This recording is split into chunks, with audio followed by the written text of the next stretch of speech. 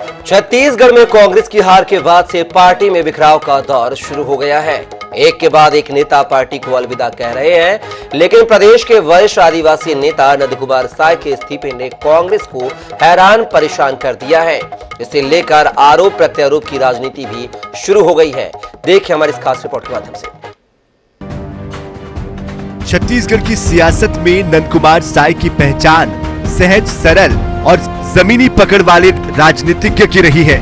4 बार वो सांसद बने, विधायक, प्रदेश अध्यक्ष, नेता प्रतिपक्ष के रूप में लंबे समय तक काम किया।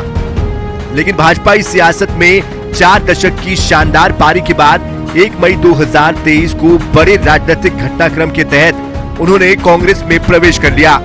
कुछ महीनों के इंतजार के बाद उन्हें CSIDC का अध्यक्ष भी बना दिया गया। लेकिन नंदकुमार साय को विधानसभा चुनाव में टिकट की आस थी। उन्होंने लैलूंगा, जशपुर और कुनकुरी तीनों में से किसी एक क्षेत्र से टिकट मांगा, लेकिन उन्हें निराशा ही हाथ लगी। ये अलग बात है कि उन्हें लोकसभा चुनाव की टिकट का भरोसा दिलाया गया था, लेकिन विधानसभा में कांग्रेस की हार के बाद और लोकसभा चुनाव के पहले ही उनका पार्टी से मोह भंग हो गया। 20 दिसंबर को उन्होंने कांग्रेस को अलविदा कह दिया। साय के पार्टी से जाते ही जुबानी जंग भी शुरू हो गई है।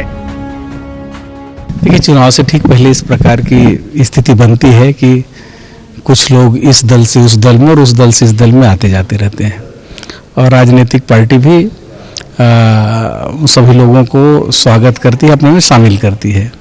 उसी का एक हिस्सा था। किसी को अंदेशा नहीं था कि इस प्रकार से कदम उठाएंगे, लेकिन ऐसा लगता है कि प्लान 2023 के लिए आए थे, कंप्लीट हुआ, और 2024 के लिए जो है वो नेक्स्ट प्लान के लिए वापस जाने की तैयारी में। नंदकुमार जी के बारे में क्या कहूं मैं,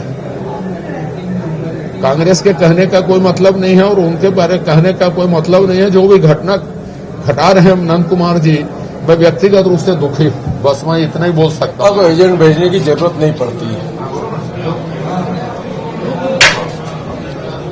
उनको ले गए, बढ़िया, बहुत फूल की पंखुड़ी फैला फैला करके सुशोभित करते हुए उनको बहुत जल्दी समझ में आ गया और बहुत जल्दी उनका सपना भी टूट गया। कांग्रेस सिर्फ भोग की वस्तु है, वो सिर्फ उपयोग करना जानती है, जनहित के लिए कुछ नहीं करती। 8 महीने के भीतर ही साय के एक दल को छोड़कर दूसरे दल में प्रवेश और फिर इस्तीफे ने कई सवालों को जन्म दे दिया है।